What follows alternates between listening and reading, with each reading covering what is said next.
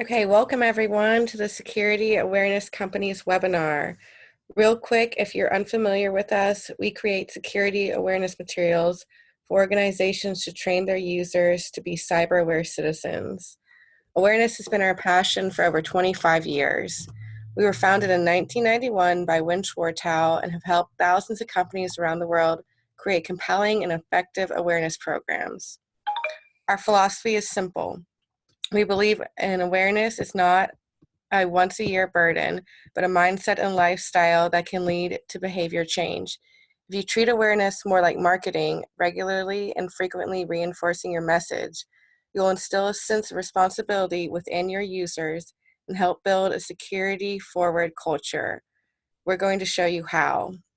Today we have our Chief Operating Officer, Ashley Schwartau, with us to discuss how you can use the 70-20-10 learning spectrum to improve your security awareness program. A little about Ashley. She was born into the information security industry. As I mentioned earlier, her father, Win Schwartau, began the security awareness company in the 90s. In the early 2000s, Ashley joined him. She was doing research and graphic design in the beginning, and she has had her hands in every department of SAC, and currently is our COO and creative director. You'll see her passion for keeping security awareness training fresh and fun in this webinar. Be sure to write down any questions you can think of during Ashley's presentation, and you can put them into the QA box here, and she will tackle them after the presentation. So without further ado, let's let Ashley get started. Thank you, Meg, and thank you everyone who's joining us today. I'm excited to talk to you about the 70-20-10 learning model and how you can apply it to your security awareness program for a better and more effective transfer of knowledge. And just to piggyback a little bit off of what Meg was saying, just so you know why you should bother listening to me, I've been in this industry and at this company for what feels like my entire life, for at least the last 16 years. So I've worked with hundreds and hundreds of clients around the world to create these custom awareness programs, guiding them on ways to improve their awareness programs and to the ways to use our content the best.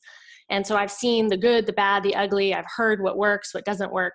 And so I'm taking all of the knowledge that I've gathered over the years and our experiences with our clients and combining it with research I've done in the industry and research that other people have done to combine into this awesome model that hopefully you can take back to your workplace today and start implementing and putting into practice.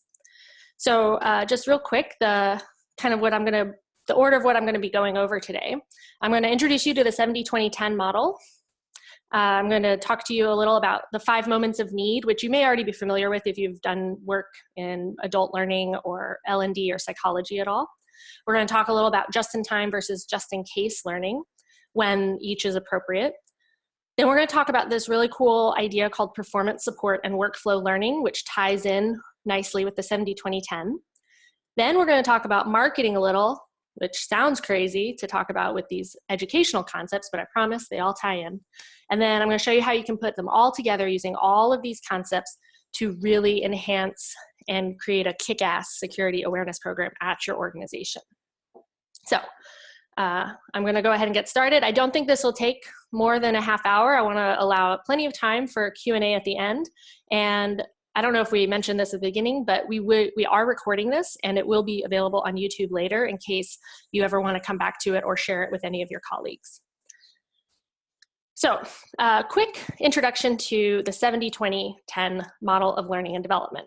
This model was created in the 1980s by 3 researchers and authors who are working with the Center for Creative Leadership, which was a nonprofit educational institution in North Carolina. The people involved in it were researching the key developmental experiences of successful managers. And since the 1980s, this model has been used through organizations throughout the world as a baseline for creating successful L&D, or L&D is learning and development for those who might not be familiar with that acronym, for creating successful L&D programs. And while this is not like a prescriptive or scientific factual type of recipe, this is more of a general guideline that organizations can use when they're trying to maximize the effectiveness of their L&D programs, whether it's HR training or security awareness training. And the model continues to be widely employed by organizations around the world. We at SAC actually found, when we learned about the 70-20-10, that it aligned perfectly with a lot of our philosophies and teaching methods that we've already been using for the last 20 years. And so we've seen that many companies have been very successful when they employ similar strategies, especially when their culture embraces learning and security awareness as central tenets. So what is the 70-20-10? Basically, it says that roughly 70% of what we learn as humans comes from experience, comes from on the job, comes from social interactions. It happens in the workflow. Think about it. How did you learn to ride a bike? Did you read about it, or did you ride your bike? How did you learn to do math problems? You did math problems. How did you learn to do your job? You probably had years of formal training, yes, but you probably learned most of it on the job, in the workflow, by doing. So we learn by doing. That's the best way that humans learn. Then it says that roughly 20% of what we learn comes from what is called informal learning. These are opportunities where you are specifically learning something. You might ask a colleague, hey, how do you do X in Excel? Or, hey, do you know what I'm supposed to do here with this policy document? If you've ever gone to Google and Googled how to bake a pie or how to fix a toilet, that's an example of informal learning, because you're setting out specifically to learn how to do something, but you're not sitting in a class and like taking notes and being quizzed on it by a teacher. It's an informal experience. And then it says that 10% of what we learn comes from formal learning. Formal learning is anything that is structured. Anything where you're sitting in a classroom, anything where you have an instructor, anything like a webinar like this is a formal learning experience. Anything where you might have an e-learning course or a workshop or a conference, all of those are examples of formal learning. So formal learning is very important because that is often how the foundation of something that we know, that's where the foundation comes from. But the way that we truly learn and retain that information really comes from the 20 and 70, from the informal and the experiential learning. So this is called the cone of learning, and if you Google it, you can probably find prettier diagrams. But what it shows is the gray cone shows what we will remember of the information based on how we gathered that information.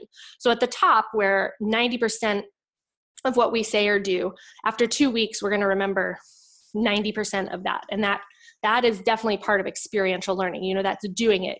That's learning to drive the car and actually being in the car and getting on the highway. Or maybe it's in a driving simulator, learning how to fly a plane or go into space. You're simulating the real experience. You'll remember much more of that 2 weeks later than if you just go to the bottom of the cone and read about it. And too often, the formal covers less than 50% of what we're actually going to remember in 2 weeks. The experiential and much of informal learning tends to be an active form of learning. And anecdotally and scientifically, you can find plenty of examples and research that show that we definitely remember more of what we're actively involved in. And I'm sure if you think back to when you were in college or high school, sitting there in class with a teacher like droning on and on about the Civil War or whatever, you probably don't remember much of that, the reasons for it or dates or people's names. But if you were in a class that was more discussion based or had activities or, let you ask questions or made you do presentations, something where you are actively involved in the transfer of knowledge, you probably retained more of that information for much longer. Another thing that you may have heard about, it's called the forgetting curve. It's pretty commonly talked about in any L&D or educational industry. This shows that we tend to forget, or shows how quickly we forget what we hear. Now, formal learning opportunities, such as e-learning or instructor-led trainings or conferences, they tend to take place, only a couple days a year. Maybe they take place once a quarter or once a month, even if you're at a really education-focused company. But it's not a daily occurrence. And as you can see from this lovely chart, we tend to forget about 80% of what we've learned within 30 days. So if you're not utilizing the 70-20-10 model to your advantage and you're focusing solely on those occasional formal training moments, then your users are going to be more likely to forget what you actually need them to remember. Most companies tend to spend most of their efforts, most of their time, and unfortunately most of their money on that formal training. And that's understandable because the formal training is the easiest to create, it's the easiest to explain to your C-levels, it's the easiest to get buy-in for. But if you do that, you're forgetting that employees are actually learning all the time. You know, they learn through observation, they learn by making mistakes, they learn through interactions with their coworkers or with clients. And yes, definitely sometimes through formal coursework, especially if it's like the first time you're introducing a topic or a new policy or something. Formal coursework is great for that. So definitely take advantage of the formal. But it's going to be better for your entire organization if you can find content to use across the entire spectrum. Now just remember, I'm not saying that the 10% isn't valuable. Sometimes people think that that's what I'm saying when I talk about the 70-20-10, but I'm not saying that because the 10% is very, very valuable. The right training at the right time can have a tremendous impact. So that may mean that the once-a-year awareness course that a lot of organizations implement won't be as effective if you're releasing it, you know, during the holiday season when everyone's distracted thinking about what Santa's going to bring them, versus if you released it, you know, during a more typically quiet time at your organization. So think about what's the right time for that formal training. That also might mean that the right time for one employee is not necessarily the right time for another employee, or that the phishing training that you release, you know, on a next Tuesday isn't necessarily as impactful as if you had maybe released it only to the group of users who really needed it, you know, the ones who fell for the latest phishing campaign. So when it comes to the formal training, remember that it is important and it is effective, but when deployed at a strategic time and to the right audience. So don't get stuck in the 10%. And think about how you can use the entire spectrum to your advantage. Throughout the rest of the presentation, I'm going to be introducing other subjects that will relate to the 70-20-10 and show you how exactly you can use the entire spectrum to your company's advantage. So now I'm going to talk about something called the 5 moments of need. The 5 moments of need is a model that is a practical and useful approach that can be used to fill in the quote-unquote learning gaps within your organization by analyzing the typical roles of employees. So instead of focusing just on what the organization wants in terms of learning, you know, like, oh, we have to meet these compliance mandates or check this compliance box, using the 5 moments of need model focuses on the actual specific needs of employees as they go about their work, and it addresses those needs by providing the requisite training at the right times. This is a huge shift in perspective that can be challenging to accomplish within an organization, but if it is done right, it will make an insightful and pragmatic model for delivering your training.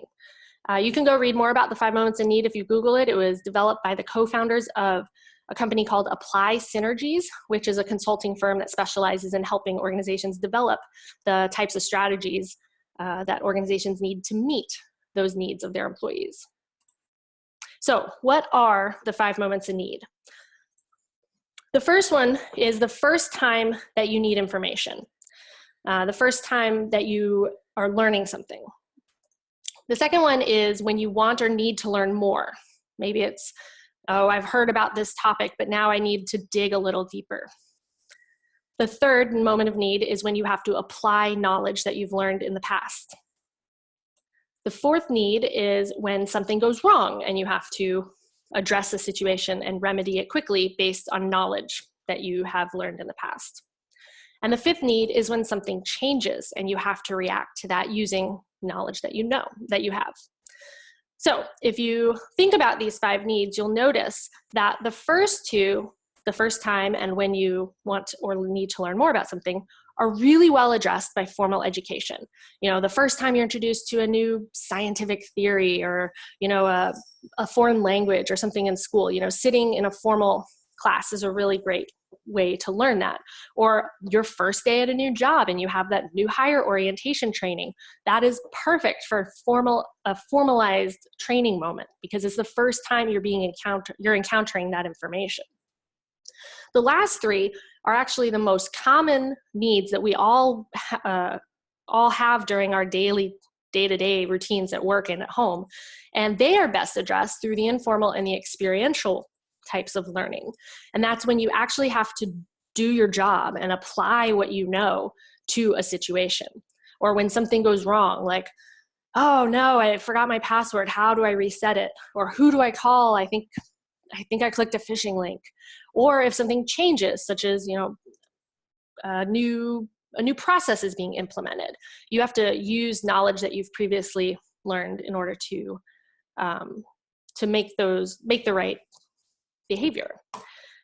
So some examples of what these 5 moments are, just for you to peruse.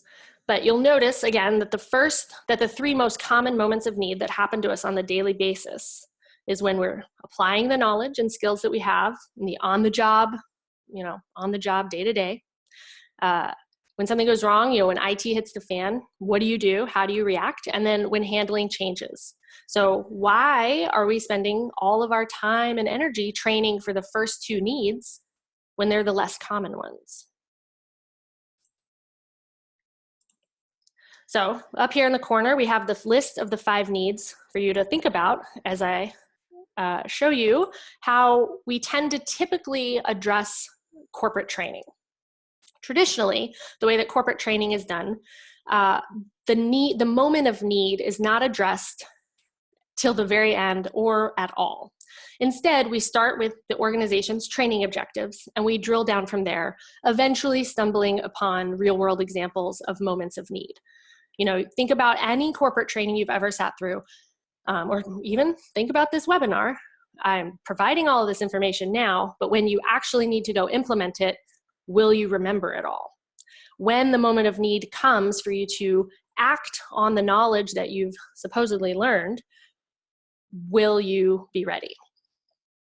So if we use this concept of performance support in place of traditional training, if we put learning in the daily workflow and start with the moment of need, then we can provide the important information for that moment in that moment, and then give ample opportunities for your users to learn more and expand the knowledge. The goal of traditional training, or in this case, I refer to it as just-in-case training, is to provide information and skills to people just in case they ever need them, just in case they ever run into a situation where that information is useful. You take new hire training when you start at a job because it's information you need, and even if you don't remember it all, it's there just in case. Like maybe you will remember it. And then later, if you need to find something else out, you can go ask a coworker, talk to your boss, look up the policy documents, whatever. But when it comes to security awareness, the information that's going to be useful to them on a daily basis, and we can't just rely on that just-in-case training, can't just rely on occasional once-a-year formalized e-learning courses. We need to supplement those, which they're still necessary and they're still important. We need to supplement them with plenty of just-in-time performance support resources and tools that people can access whenever they need to, as well as providing plenty of informal learning opportunities to reinforce that knowledge, and plenty of experiential learning exercises, if possible, to really plant that information in their brains. So what exactly do I mean by performance support and workflow learning? Performance support resources are just tools or documents or any sort of content that can help employees with on-the-job support at the precise moment of their needs. They're designed to support and guide employees when at work. They're easily available. They're embedded into the workflow if possible, meaning they don't have to go to a totally different environment to access it. If I'm in my email or at my desk and in the company intranet, I can access the information I need without really changing where I am or disrupting my workflow to get to that information. If we think about learning as a continuum, then it's easier to integrate the learning into the workflow. And what I mean by learning as a continuum is just that we're constantly learning. There are constantly opportunities for us to be learning, whether we know it or not as the user. Now, performance support does not replace formal training. Performance support reinforces and enhances the formal training. You can't get rid of the 10%. You need to use the 10%, but you can incorporate some of the 20 and 70% to create that well-rounded approach by supplementing the lessons you present in formalized e-learning through reinforcements and messaging. So a really great way to think about performance support and workflow learning is actually to think like a marketer. Now you're probably like, what? Marketing? I thought this was about learning. But in fact, we tell our clients all the time that any effective awareness campaign actually functions like a marketing campaign. And if you think about it, advertising and marketing campaigns actually follow a lot of the same concepts that educators and trainers use when following the 70-20-10. Marketers and advertisers don't just rely on their big 2-minute Super Bowl commercial every year. They don't just rely on their seasonal sales like back to school ads or Mother's Day sales.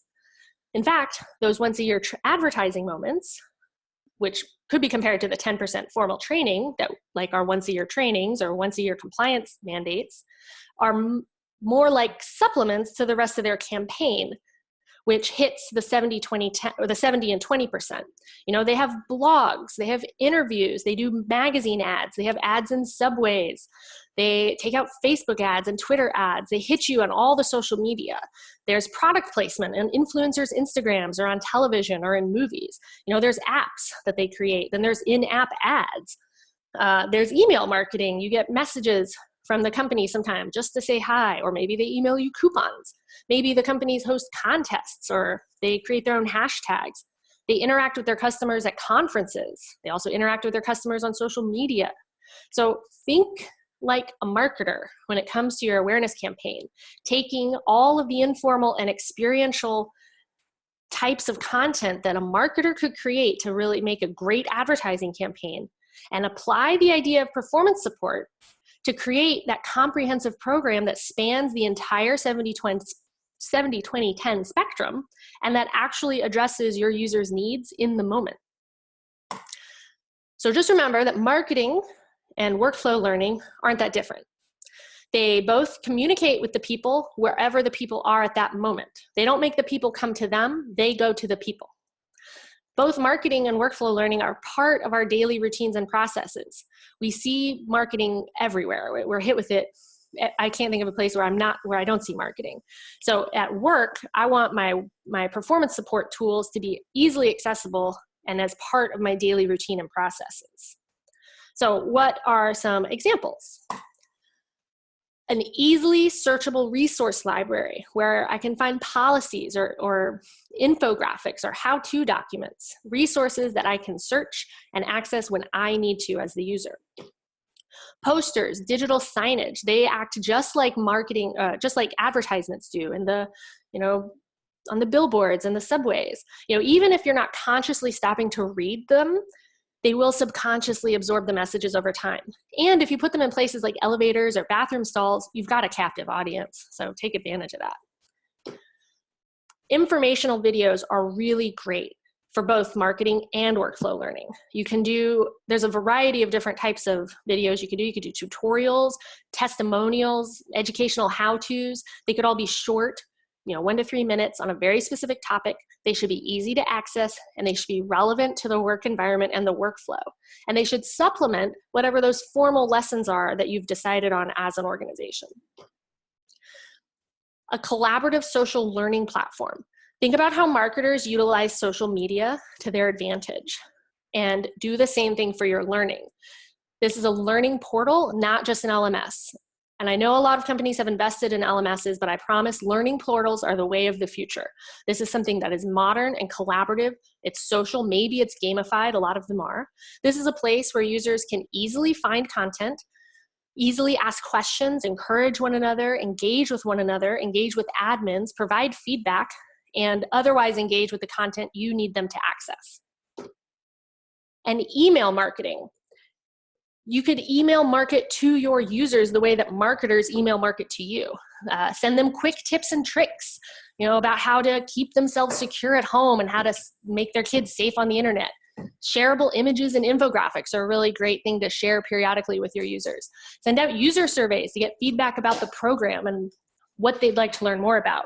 Send quick quizzes or scavenger hunts. With email, you have so many quick marketing and learning opportunities that are in the workflow. I mean, your users are checking email all day long, so use that to your advantage. So back to the 5 moments of need. Let's look at some real-world examples of each moment and how you can use performance support and workflow learning to support your users' performance and continuously bolster their awareness. So the first time, the need, this is the first time I'm being presented with information. An example would be new hire training, training for a new position or a new responsibility in your role, the first time exposure to a new concept such as ransomware or whale fishing, an e-learning course or a workshop, or even like an instructor-led thing would be a really great way to introduce that information to your users. To address the second need when they may want or need to learn more about something, perhaps after a performance evaluation, someone decides they want to learn more about a certain aspect of their job, or maybe they want to learn more about a coworker's job in case they ever have to cover for her. Maybe you have a business trip coming up and you want to learn more about mobile security and remote work policies, so you ask to take some additional training on that. Great opportunity to use formal training to provide the information they need. Now, the 3 more common in the workflow needs. When you need to apply knowledge, you probably won't use what you learn in a new hire training or an end of year compliance course every single day. In fact, it'll probably be weeks or months before you ever have to remember and apply what you learned. So what resources and tools are available to you in that moment of need? When you need to remember who to call when your password needs to be reset, or when you think you may have clicked on a phishing link, or when you suspect malware, or when you don't trust that delivery guy who just showed up. What about if you think you've received a spear phishing email, but you're not entirely sure? Where can you easily find a list of signs of spear phishing? Or what about when it's time that you need to dispose some customer data? Where can you easily find the process for that? These are the types of things that you wouldn't necessarily remember from a training course if you took 6 months ago, but that you should be able to easily find in a learning portal or a resource library at any point during your workday. Now, everyone in security knows that it's never a matter of if something goes wrong, but when. So what resources do your employees have to remedy a situation? A forgotten password, a piece of malware, a phishing email, a data breach. Again, these are not things you encounter every day, and it's unlikely someone would encounter them the day of or the day after taking a training course.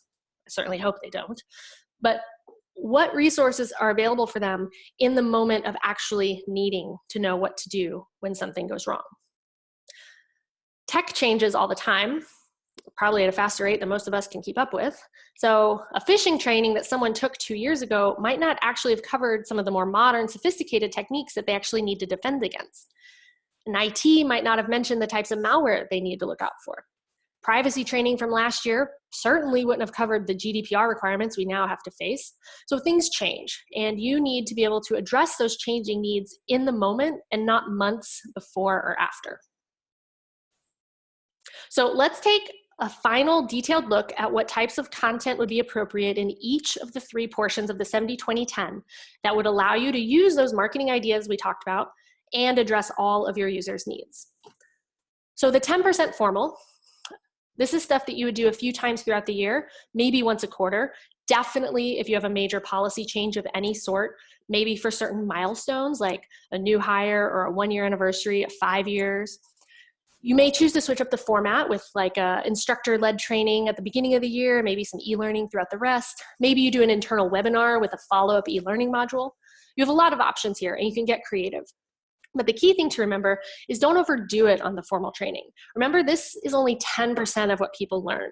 So use these opportunities for that broader, more comprehensive training, such as a top 10 course, or like an in-depth developer training for more specialized roles. Then think about the 20%. This is where you can really start to have some fun and get creative with that marketing mindset. Start thinking about where you can incorporate your awareness messages into the everyday lives of your employees. Stick up posters in common areas, like I said, bathroom stalls, captive audience, around the coffee station, in hallways with a lot of traffic. Install screensavers and rotate in new messages every quarter that supplement that big formal training you're doing. Send out monthly company-wide memos from the CISO or CEO, showing everyone that security is important to the organization and getting more buy-in from your users by having the C-levels involved. Throw a few games into the LMS to mix it up. Maybe you do like a spooky malware trivia contest in October, or like a spring cleaning computer maintenance challenge in April. Maybe you assign a security mentor per department or team. You could have people volunteer for the position that, it gets switched up every quarter, maybe twice a year, and that person could be responsible for helping the IT spread the awareness gospel to their team. Then the really fun stuff, so 70%, the experiential. You can get even deeper into the marketing mindset here, really hit the 3 most common needs with the information that people want or need at the moment that they want or need it.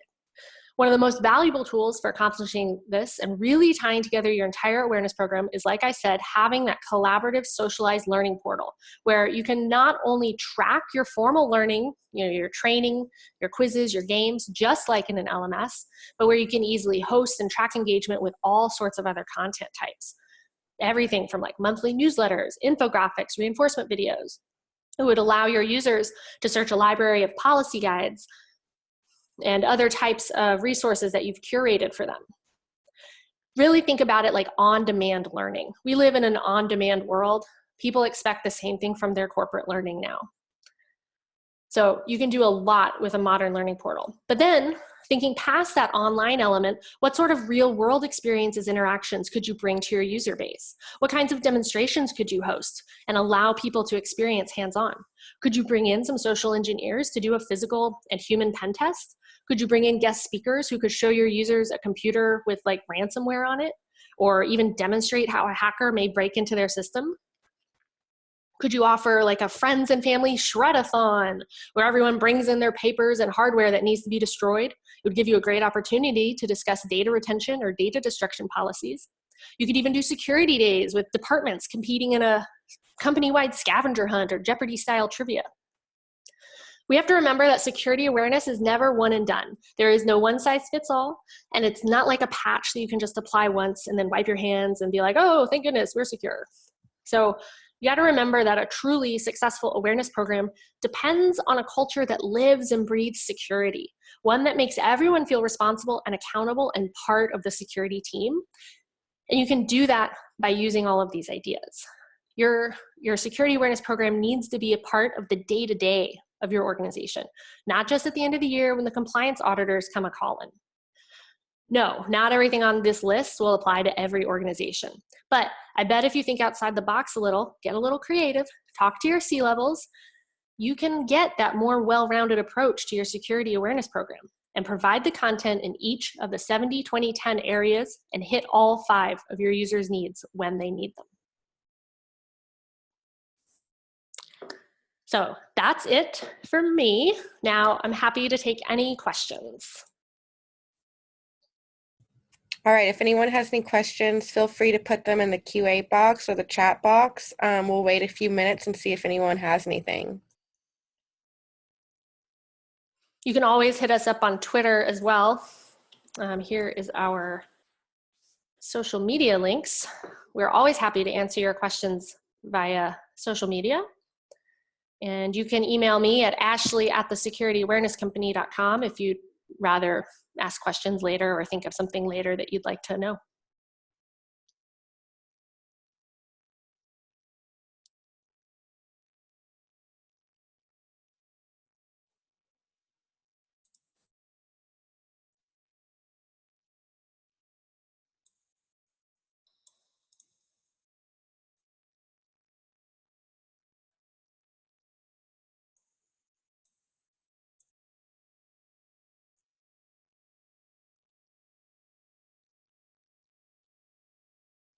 So no questions from the Q&A box? Okay, I see one question from Scott Booth. Was this recorded and will it be available to watch? Yes, it was recorded and we will be uploading it. If not today, then tomorrow. It'll be on our YouTube channel. And then we have another question from Emma Gilly. Will any thoughts on addressing company culture? That's a very vague question. And yes, I have lots of thoughts on it. In general, company culture has to really start at the top. You've got to get your C-levels to buy in, and if you can present to them facts, research, and data about the what if we don't do this, and show the companies that end up in the news for having a lackluster security culture, and say, hey, I don't want us to be like them. These are ways that we can not be like them. You could probably get more buy-in, and with their support, your culture will sort of have like a trickle down effect. But I've seen that organizations that don't have that top level C-level support have a really hard time creating that culture. It's more of an uphill battle. But if you can get your executives to be supportive, then it's a lot easier to deal with. I'm happy to email with you about it if you want to talk about some more specifics. All right, another question. What methods of testing do you recommend? So I recommend doing a pre and post assessment for your yearly campaign. So let's say you're starting your campaign, in January. Then I would maybe start it with a pre-assessment that's graded but not consequential. So have everybody take an assessment, 20, 25 questions, kind of just see what the baseline knowledge is of your organization. And then from there, you can segment your user base into, hey, these people know a lot, these people don't know anything, these people have clicked phishing links. I think after every formal training opportunity, there should be a test to grade based on that.